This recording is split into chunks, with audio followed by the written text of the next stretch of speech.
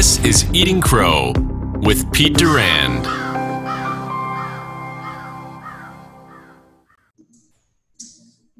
Hello, everyone. Welcome to another episode of the Eating Crow podcast. I have the joy and pleasure of having Cris Cohen, who's kind of a hero for me. He's cool. He's got some cool stuff going on. So you've got to raise the bar if that's the case. Well, if I comment on that, I'm lowering the bar too far for you. So Cris and I met about a year and a half, 2 years ago. Yeah. Well, no, I think it was about a year that I came in for that initial information session. That's correct. So Cris was seeking knowledge to figure out how to grow his business. And I was one of the few people that got to interview Cris for this entrepreneurial program we were running. I was actually more fascinated in our first interview. I thought, we have to have this guy in the program. And, Cris, your background is very interesting. You actually have taught me some things on how to do podcasting and use audio equipment. And it was evident to me in one of our first Zoom calls, we joked about it, when everyone else spoke and then you spoke, and it sounded like you were speaking through a megaphone into an amplified sound theater. It was so impressive. I'm like, I've just got this mic that I do.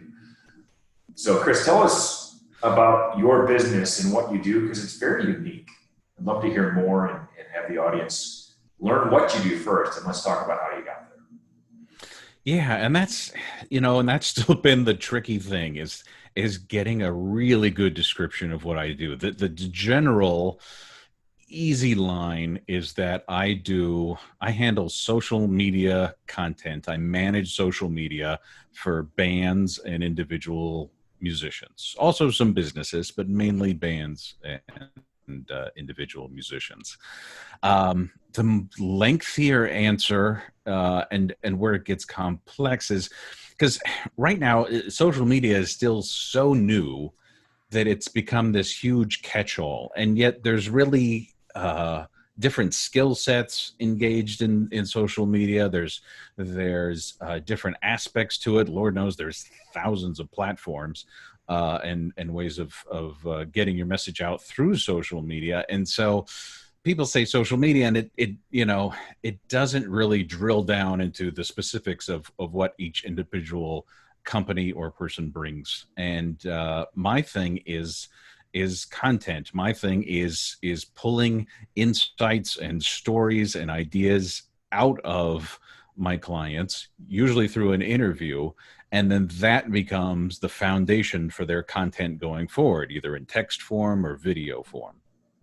Yeah, I noticed you've done a great job using macro content to create micro content on LinkedIn. And what I mean by that is you're shooting these long form interviews or videos, and then you use snippets to convey a specific piece of value about that particular person or band that their fans or your fans would find interesting.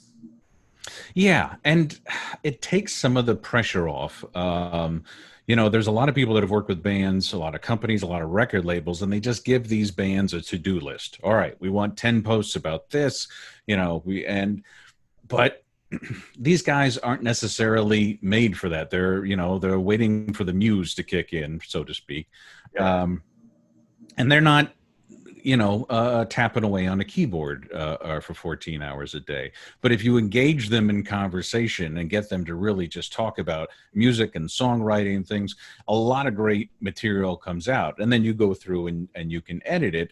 But also it takes the pressure off knowing, all right, this doesn't have to be perfect in its initial broadcast form. It doesn't have to come out exactly right. We're just going to record it, and then what no one ever talks about in social media, but which I think is really important, there's editing involved. Sure. Yeah, I've learned that the hard way. And I'm not very good at it. So, Cris, when we first met, there were some aspects of your background. Both, I think it's interesting professionally, and as a parent, you face some unique challenges that I think you've adapted your lifestyle to allow you to really move forward in some unique ways with. So maybe you can share, what you were doing years ago in LA and how you got started into this business today, that I think would be great for everybody to understand. Yeah. So Well, the first thing you need to know is I've always been a music junkie. Ever since high school, like at lunchtime, my friends and I, we would talk about albums. We would talk about musics, and we'd talk about guitar solos, different drummers we liked, all this kind of stuff. And I, would grab books. I'd grab magazines, newspapers, any kind of interview I could find with different musicians, and I read. I think I read liner notes. That the small print that came at the back of the album after all the lyrics. Wow. Yeah, I where everyone was like, "Who the hell reads this?" That was me. I was the guy who read all that stuff. I think I've read the liner notes for pretty much every album I've ever owned. Oh, that's And great. because I love that, because of all the information you could get from it. So so fast forward, I went to a school in I grew up in Southern California, went to college in Southern California at USC. I actually got in legitimately. None of my parents were part of the cast of Full House, in case you're wondering. Um, That's great. which always made me wonder with all the scandals. It's like, I got in. Their standards can't be that high. How hard is it? Um, but and so I was in the journalism program, but the what I love the most is I got an internship with a classic rock station in Los Angeles called KLSX, and specifically helping this DJ by the name of Jim Ladd, and also this other DJ named Dusty Street, her real name, and I just fell in love with that whole aspect of radio, and it was theater of the mind is what Jim called it, and it wasn't so programmed with them. He was still allowed to pick his own songs, and it was just absorbed in the music and people that loved music, and so I just continued down that path, and I ended up having my own show at a radio station in Santa Barbara for a year. Um, and that was great. It was a lot of fun. But at that point, that's when radio really started to head downward. And so there were becoming less and less opportunities. So eventually, I always had a geeky side too, and eventually I ended up, that's as radio was going down, the internet was coming up. So I ended up getting involved in tech. I ended up living in the San Francisco Bay Area, and I worked for companies like Netscape and Cisco and HP. And it was great, and I met a lot of great people. And I thought, all right, well, it's not music, but it's still interesting, and this will at least be stable, because radio was not stable. And then I went through layoff after layoff and downsizing after downsizing, and I'm like, this is not the stable job I thought it was going to be. So we ended up out here in the Raleigh, North Carolina area, and after yet another layoff, I was in between gigs, and there's an online publication here called the Cary Citizen, and I was doing some freelance work for them, and they said, we have a relationship with the local amphitheater, Coca Booth Amphitheater. They said, if you ever want tickets or stuff, let us know. We can maybe arrange that. So not long after that, we saw that Huey Lewis and the News were coming to town to do a show. And I said, hey, can I get tickets? And they said, yeah, great. And will you write a review? I'm like, sure. But then I thought, I'm like, it'd be much more fun to do an interview than to write a review. So I started working and talking with their management about doing an interview and stuff. And as I was doing that, I was doing research, and I was looking to see, what are they doing online? What are they doing on Facebook and social media in general? And they really weren't doing that much. And to the point where I started talking to the management at the time and saying, I think you guys are missing out on an opportunity here to really connect with fans and talk about your music. And the management at the time was a little nervous about it. So I finally got the green light to do a phone interview with Huey like 2 days before the concert. And at the end of the interview, I just said to hell with it, and I gave him my pitch. And I said, again, I think there's a lot of opportunity, and I would love the chance to help you guys with this. And he said, well, I like what you're saying. Let's talk about this more on Saturday. So I said, great. How? And he said, well, you're coming to the show, right? And I said, well, yeah, I have tickets. I don't have backstage passes. And he's like, well, now you do.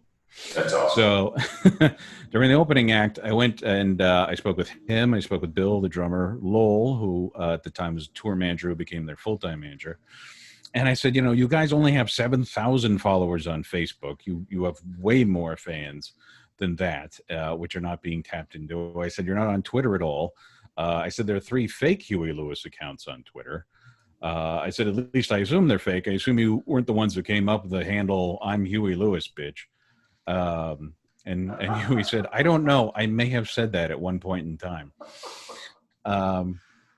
And I said, there's so much for you to talk about and history. And, there was just a recent anniversary of Back to the Future, and there's all that material to discuss. Yeah. And I just think it could have been, you guys aren't tapping into this. So Huey said, all right, well, we're going to think about it. So we went back out to the main area. They performed the show, went back after the show. And Huey said, I think we're going to give this a shot. And so a few weeks later, the management called up and said, all right, we're going to try this till the end of the year and see how it goes. So I said, great. And that was over 9 years ago. And I am still working with them to this day. 9 years is a great customer retention program. Yeah. And well, I'm lucky, I'm lucky. They're very, I've been working with a lot of very classy people, and they're definitely in that category. Well, that's fun. I mean, you've done a couple of interesting things. Chris, we've discussed this. You're not necessarily, as you would self-describe, a salesperson. No, right? Not at all. But you asked for the order. And you did it at the most opportune time. So there's a lesson there for people who don't feel like they're salespeople, but want to go out on their own, start their own business, whether it's managing someone's social media or doing marketing consulting or financial consulting. If you're an accountant and you're doing accounting for other people, you still have to be a salesperson. Yeah. Right? You have to ask for the order and not be afraid of your value. And then you got to get into the pricing discussion. How much do you charge for this? Is probably what people say. So, Chris, what are you going to charge me to do this for us? And that's probably still evolving even after 9 years, isn't it? Oh, yeah, definitely. And especially now with the pandemic going on, where a lot of my clients have had their incomes completely decapitated, there's a lot of discussion around that because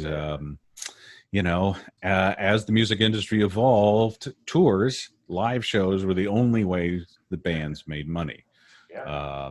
And to have that cut off has been, a huge problem. So I've been working with a lot of my clients, and we've done some adjustments here and there. And, it's my whole thing is this is not their fault. This is an extreme circumstance. And so I'm really trying to help them whatever way I can. And I've never been cutthroat as far as the money goes. And sometimes I worry that that's, an issue standing in the way of my success, but I would much rather keep that relationship and work with people I really am interested and care about than just chase the buck, so to speak. It's interesting with all the shows being cut. They've got to figure out how to promote themselves in social media, or they're going to lose their following, or get them to some sort of a revenue stream, which has to be their fan sites, selling more on Spotify or, iTunes or whatever it is. They've got to get the word out digitally because they're not physically out there. So how have you adapted your sales process and your pitch and your value proposition to leverage the fact that they probably need you more than ever, but may not know it or feel like they've got to pay for it? Yeah, it's a double-edged sword, that's not the right. I don't know. It's kind of two conflicting needs. On the one hand, they need social media now more than they ever did because they're not traveling around the country. They're not meeting people in person. On the other hand, they, have, they don't have any money coming in for the most part. Right. Some have a little bit. And so it's the idea of having to suddenly add an expense when you have, very little to no income. Um, that's been the challenging thing. And there's some who have come to me and said, look, I really, now that we have all this downtime, um, I've actually taken on some new clients because they've come to me and said, look, we have this downtime. I really want to make the best use of this and Sure. and try and um, develop better content, more content, and just build up our name, But they said, well, we can't afford what you normally charge, will you work with us? And so usually I just say, yeah, yeah, no problem. Let's talk. What can you afford? And then just down the road, when hopefully things get back to normal, we'll we'll have a discussion again about, okay, now that things are back ramped up, can we get back to kind of a normal pay scale? Sure. Um, and that's, I don't know, that's just been my way of going about it. Well, I think they probably appreciate flexibility, and I don't know very many companies that haven't had to rethink their pricing during this period of time. Yeah, yeah, that's true. That's true. And as far as the bands are concerned, it's a tough thing. They all want to know how to make money during this time. What are the alternate ways that we can bring in money?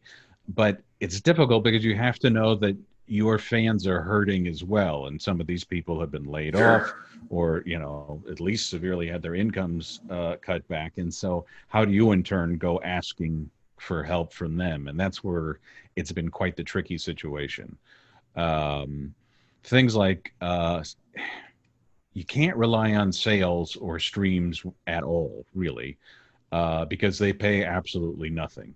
Sure. Um, in fact, Spotify recently ticked off almost every musician in the country when the CEO said that basically he suggested bands were being lazy by releasing an album every 3 years, and that they should really release a new song every week. And that's so So keep in mind. the creative process is part of a big factory now. Yeah, exactly. This is someone who makes, I think, around $40 million a year, and the average pay per stream on Spotify is 0.003 cents per play. So if your song is played 1,000 times, you've earned 3 cents to split among you, the rest of the band, the record label, etc. So Staggering. yeah. It's staggering how the whole industry turned upside down. Mm-hmm. And I contend it's just because they're easy to steal. My whole thing Sure. was, if you could steal a car as easy as you could steal a song, then Spotify would sell you a Ferrari for a nickel. It's I've got a funny story about that. So before Spotify, before all the streaming channels, uh, my son and some friends, and actually I think probably most of the kids in the neighborhood, learned how to burn a CD. Right, so they could load up a song, they could burn a CD, and they were making mixed CDs, which I thought that's fine. Just like we did it with cassettes as kids, Yeah. we made mixtapes, and you Mm-hmm. name them or theme them. Well, one neighbor ripped a whole CD of another band's album, like ripped the whole album, and gave it to my son, and I made him take it back. Ah. I said, you need to bring it back to their house. You can't accept that. And he said, why? I said, well, because I'm in the software business. And that band spent a lot of time and money building that album. And you basically, and he didn't know at the time, he was probably 9, right? I said, by you getting that for free, you've robbed them of their ability to pay for their house and their car and their kids and their school. That's their job. Yeah. And the kid's dad was an attorney. He looked at me like, are you kidding me? I said, well, yeah, it's simply not right. I mean, I don't know what else we want to call it. It's just not right.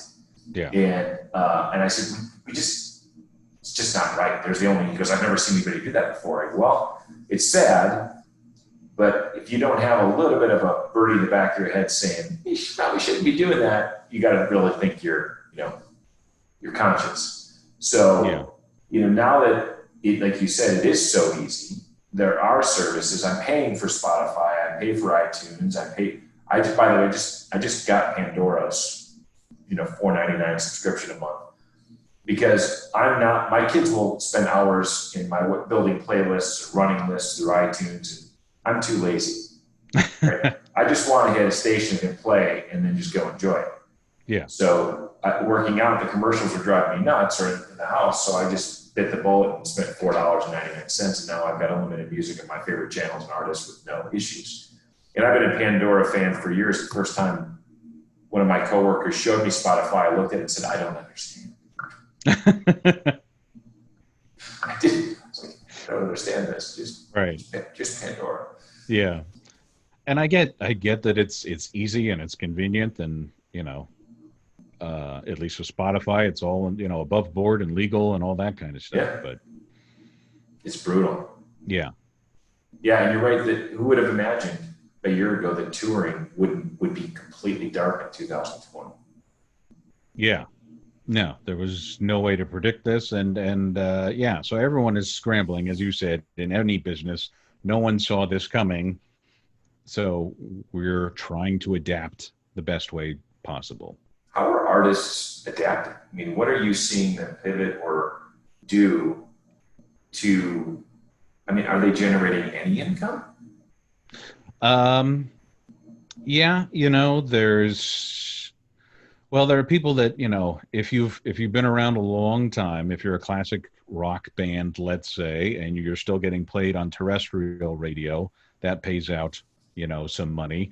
Let's say you've had music in movies and things of that nature, that pays out as well. Some people still do buy, albums here and there. The other, and there's some sales of merchandise, but again, the biggest sales of merch always happen at the shows. Show. Yeah. And so a lot are just kind of resorting to doing these live stream shows, and some have put up a paywall for it and they're trying it that way, and others are just doing this kind of virtual tip jar. Wow, that's great. Now, what's the latest that you're hearing, Cris, about the tours starting up again? What's the thought? There are some artists that have, optimistically kept fall shows on the books, but they're starting to have to cancel those now. Yeah. So earliest I would say is next spring. Wow. I'm hoping I'm wrong, but we'll have to wait and see. Not until there's some sort of vaccine or some way to easily congregate in crowds. Now, some artists have done the drive-in thing, which has been interesting. I don't know if that's been particularly lucrative, or if they've made kind of money off of that. But I know it's filled a need, let's put it that way, for people to hear live music and stuff like that.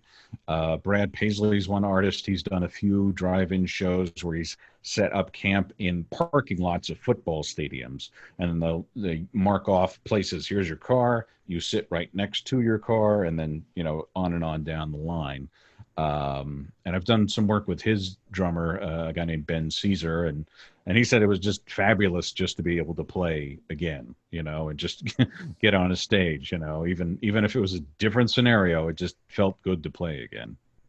It might be interesting to see how this pause reignites some passion in some artists to get back out, create new content, and also, I think touring as your primary income has to be fairly exhausting. So maybe they've recharged their batteries when they get out there. By the way, I would love to see, the first Godsmack show after a pause like this, because it would be ripping, right? Or the Foo Fighters, who just put on an amazing show. So there's so many bands out there that, are going to get this decompressed time to go back out there and really reconnect with their fans. Oh yeah, they can't wait, and as it is, I feel sad because there's anniversaries of certain shows that are coming up. Oh, this is the time we played this festival or this venue, and they'll post pictures and say, I'm waiting for the time I can do this again. Right. How is your business going to evolve? What do you see next for you? You know, either extending the social media model or potentially helping bands think about new revenue streams. I mean, mainly it's a matter of, because I didn't come into this with a plan for revenue streams necessarily. Interesting. So, you know, because they already had, you know, that was already taken care of in some respects. They could have used help. And I do what I can to try and come up with different ideas. You know, there's one artist, this band I work with called Cowboy Mouth, and they have a site on Patreon, which is a subscription service where you put out content and fans can subscribe for as little as $1 a month. And as it helps bring in a little bit of income. Some people are making a killing on that, but they make it, a lot of the people make it look easier than it really is. It's not an easy thing. And, you know, that's also the other aspect that's coming out about this is, okay, what number of true fans do you have? And as we've talked about, that's been my whole push for even before this, was to get people to stop looking at the numbers and stop looking at the likes, the followers, and all of that kind of stuff. Because, well, number one, there's a huge amount of fraud in that area. You know, you can buy that up all day long. The New York Times had a great series called The Follower Factory, you know, where they found out there was this one supermodel and she has 1 million followers on Twitter, and they did research and found out 900,000 of those people were fake accounts. And people are getting deals because of this, you know, because they think, oh, they have reach and stuff. I get that, but companies are also becoming more savvy. It's like, well, maybe you do and maybe you don't. Right. You know, I've been working with several drummers, and some of them pointed out there was this one lady that has over 1 million followers on YouTube. And, you know, how come she's able to achieve that? And I said, well, nowadays you have to assume a lot of those aren't real. And even if they are real, are they really true fans? Because she also created a Patreon account. And out of 1 million YouTube followers, she has 200 people who are paying her on Patreon. So sure. It doesn't equate to, all right, these people are going to support you and pay for you. So that's my thing is, number one, stop looking at the numbers. And because I really don't think there is a way to measure social media, both in the good sense, you know, and the bad sense. The bad sense being the fakery that goes on and the paying for followers and all of that kind of stuff. But also in the good sense, there's lots of people out there that don't click like, they don't comment just because they don't have to, but they're still absorbing the content. They're still watching things, reading things.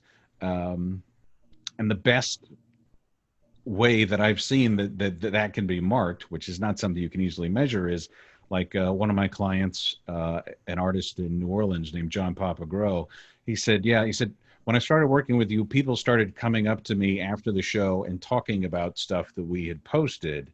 And I know that they didn't click like, I know that they didn't comment or any of that kind of stuff. So it showed me, okay, even if it's not being tracked in a sense by Facebook, by Instagram, it's still connecting with people. We have the same discussion internally about how to rethink our outbound marketing efforts at my company for the same reason. We believe that we're engaging clients without them actually clicking through, right? They've seen us 5 or 6, 7 times. So when they do have an inbound call from a salesperson, they go, oh yeah, I know who you are. I like your content. I just didn't take the time to click through, but now's a good time. Let's figure out how we can get a deal done. So that's, you know, my heart goes out to the entertainment industry because I like to be entertained. So I would hope that they continue to thrive. It is interesting when you see the difference in 1 million YouTube viewers versus 200 on Patreon. That kind of tells you something. Yeah. You had mentioned something earlier. Do you think there's an appetite for a pay-per-view concert series, right? Well, people pay $20 to watch a boxing match and get a bunch of people at their house. Would they pay $20 or $50 or $100 to watch Fleetwood Mac perform a live concert? I don't know. It's up in the air, if only because you're not seeing them perform with a crowd, and that kind of takes something out of it. I believe so. And but that was always the other thing of why bands could still make money on the live shows. No matter how good a DVD of a concert was, it still wasn't that same experience of being there. Ones that I've seen that have done it well, again, the best example I know of is Brad Paisley, who put on some live stream shows, which were broadcast on YouTube and such, and he got sponsorship to cover the costs. So free for the people watching. The beverage company that was footing the bill got a lot of great promotion as a result. And so theoretically, everyone came out a winner on that end. Yeah, and I will admit, when I do watch a video of a live concert, it's typically been, the post-production is pretty amazing, right? The camera views, the audio, it's crisp, it's clear. It was recorded for that very reason, right? With multiple mics and the lighting system. So one of my favorites that I've seen is In Excess performed a concert back in the early 90s. That to this day is still one of the best, literally one of the best remastered concerts I've ever. They redid everything in 69 aspect ratio and changed all the audio. And wow. I watched it happened to catch it on TV a month ago, to the point where it caught my breath. I literally was writing things down and texting friends like, you need to turn this on right now. This is amazing. Wow. So I guess it can be done, but there was a lot of production work involved in the quality. And Fleetwood Mac has a DVD that's been out for years that is just an amazing rendition of them playing live. Yeah. Phil Collins live Genesis has some amazing live footage. So it can be done, but I think you're right. Until they can figure out how to change the feeling of you sitting next to your buddies with a beer in your hand, outside screaming and having a good time and forgetting your work week, that's what people go to concerts for. Yeah, I think so. Unfortunately. So yeah, the true music people will still be listening to that music years down the road and repurposing it. Yeah. Well, Cris, it's a pleasure. There's probably years more of experience of your time in LA, your time where you legitimately got into USC. I'm very happy and proud of you for that. Well done. What's next? Tell me how the job has it turned into something you believe you can continue to grow to support your family? Working from home is something you need to be able to do with your wife as well. How's that all evolved? I think so. I mean, for one thing, I've figured out when I originally got into this business, it was because the quick answer I say is I got tired of seeing these intelligent, creative musicians just posting pictures of their lunch all day. And I just basically knew, as a music fan, I went after, this is what I want to see. This is why I read the liner notes of everything. Pre-internet, I grabbed every magazine and newspaper I could find with interviews with my favorite musicians. And scoured them for that kind of material. Then the internet came along, every band had a website, and now every band is on social media, and now I'm scouring newspapers and magazines for material because none of these bands are really posting any information about their music. Yeah. And so that's how it started. It's since evolved that I've been able to do this for businesses as well. I just started actually working with a professional fitness coach, and it's the same kind of methodology of interviews and taking his material and editing it and condensing it and getting at the stories and insights that really make him and show off his knowledge, show off his experience. So in some ways, the business is kind of evolving and broadening to be, about not just bands, but also businesses and people in particular that maybe, you don't sell a widget that can easily be explained or that can be bought on Amazon, like, oh, just a price comparison. Maybe you're a consultant that has difficulty explaining the value you bring to your clients. And that's kind of the same aspect. And so I'm dipping my toe in that water, but I don't know. I still want to promote music. It's still the aspect of it that I love. And so I'm still hoping it'll come back in some way, shape, or form. Um, and so I just want to keep continuing to delve into that area. And I guess, that's the other thing is for all the bands that are doing these live stream shows, there's some that seem to have given up and are just not posting anything at all. And my thing is you have so much interesting stuff to talk about, at least for a person like me, a music junkie like me. And so maybe you don't have the natural inclination to sit down and write an autobiography, one post at a time, but that's the kind of stuff that I can do and that I can help with.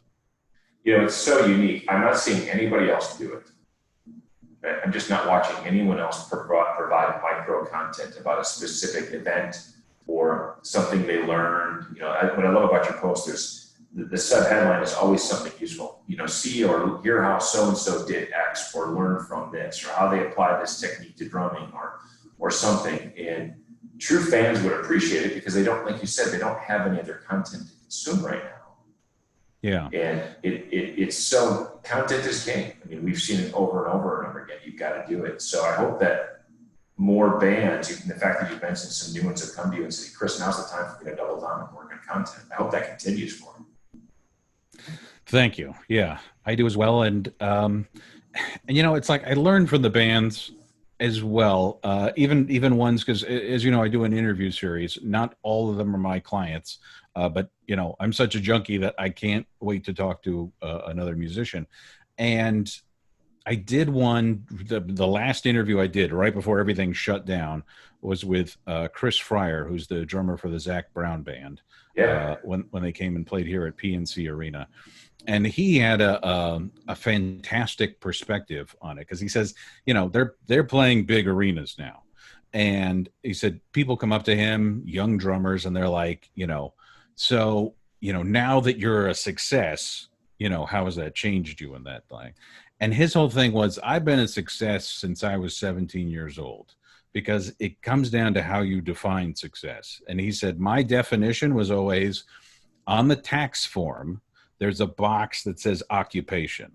And if I can write musician in that box, then I'm a success. And so he's always been able to make a living since he was 17 as a musician. And so I think for a lot of people now, I think it's, wise words to follow. How are you defining success and what is really important to you? It's like when you, at the start of the Launch Carry program, when you were talking about you really need to find something that you care about because that's going to carry you through the hard times. Yeah.